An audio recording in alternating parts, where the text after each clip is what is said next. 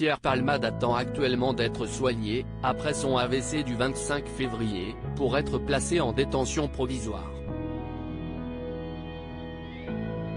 L'humoriste qui a provoqué un accident le 10 février dernier, était un proche confident d'un ancien président de la République. L'affaire Pierre Palmade fait la une des journaux depuis presque 3 semaines. L'ancien acolyte de Muriel Robin était sous l'emprise de la cocaïne lorsqu'il a provoqué un grave accident de la route, faisant 3 blessés graves.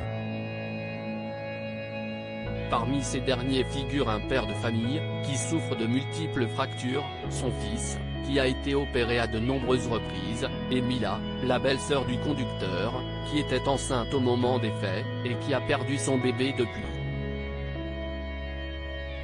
Depuis le 27 février, l'humoriste de 54 ans est fixé sur son sort.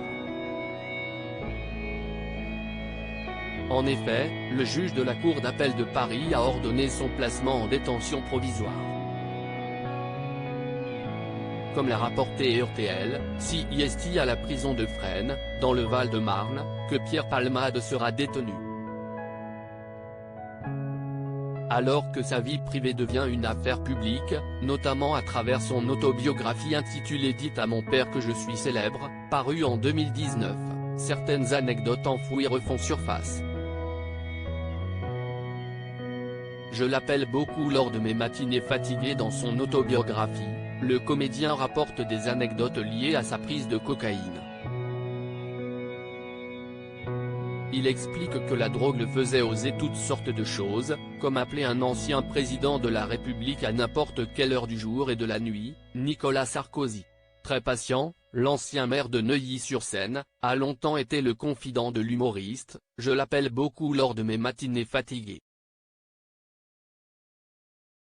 Sous coke on peut donner l'illusion d'être à jeun au téléphone, et du coup j'évoque avec lui des idées qui me tiennent à cœur, écrit-il. L'ex-femme de Sarkozy, Cécilia Sarkozy, a même eu l'idée d'appeler Pierre Palmade pour aider son mari lors de ses apparitions en public.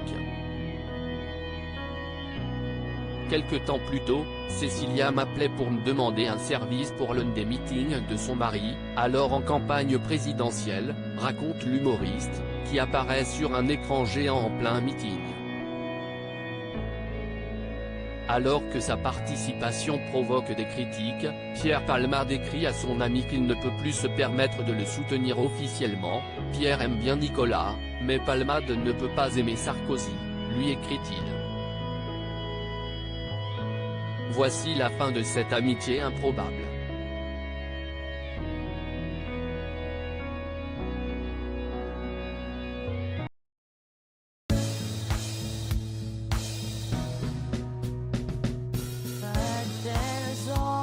Sometimes through the rough times I think you've got